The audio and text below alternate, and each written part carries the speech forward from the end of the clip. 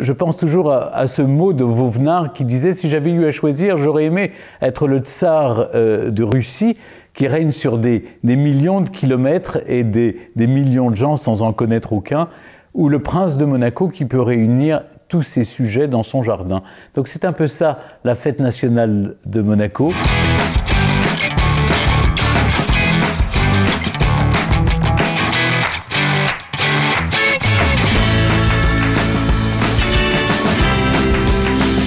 On joue sur les mots en fait. Les Grimaldi sont arrivés sur le rocher de Monaco en 1297 au mois de janvier avec François dit le Malicieux. Ensuite, Charles Grimaldi est devenu seigneur de Monaco à partir de 1342.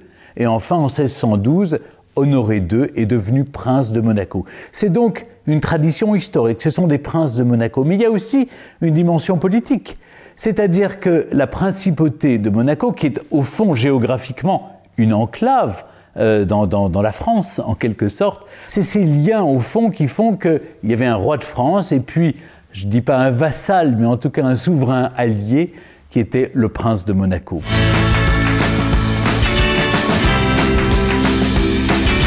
La fête nationale monégasque évoque une chose très importante, c'est une fête de famille. C'est ce lien qui est renouvelé chaque année entre les Monégasques et la famille princière, les Grimaldi. Traditionnellement, la fête nationale de Monaco a lieu le jour du saint patronymique du prince. Et lorsqu'il est arrivé au pouvoir en 2005, le prince souverain Albert II a décidé de garder la date qui était celle de la Saint-Régnier, la fête patronymique de son père, Régnier III de Monaco, c'est-à-dire le 19 novembre. C'est la raison pour laquelle, depuis 2005, la tradition est restée.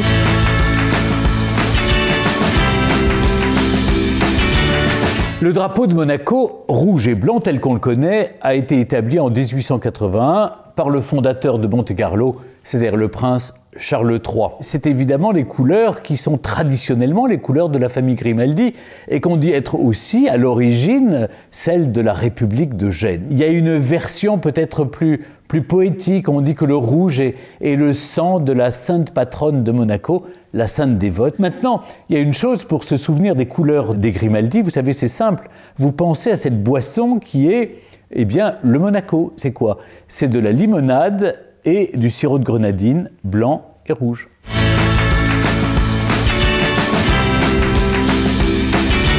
Monaco a tout d'un État indépendant. Il y a un prince souverain, il y a un gouvernement, il y a un parlement, il y a toutes les institutions. Simplement, le code civil est celui qui est régi par la loi française. Il y a d'ailleurs une union monétaire et douanière avec la France. C'est l'euro qui est en vigueur, même si sur les pièces d'euros à l'envers, on peut voir l'effigie du prince souverain. Et puis aussi, il y a depuis 1918, c'est la France qui assure la protection et la sécurité de Monaco. C'est-à-dire que s'il y avait une agression étrangère, la France se porterait garante de l'indépendance de la principauté de Monaco.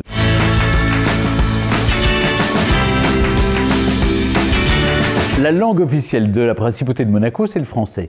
Mais il existe une langue parlée qui est non officielle, qui est un dialecte ligure, qu'on parle d'ailleurs à Vintimille par exemple. Cette langue qu'on retrouve d'ailleurs dans l'hymne monégasque et qui est enseignée dans les écoles de Monaco à partir de 1970.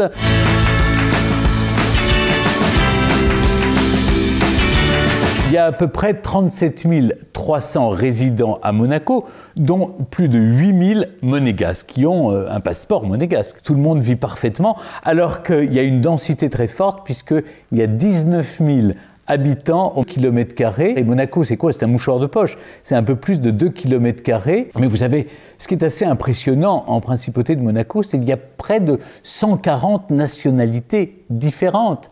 C'est-à-dire, c'est l'un des pays où vous avez plus de personnes qui sont d'une autre nationalité que des monégasques.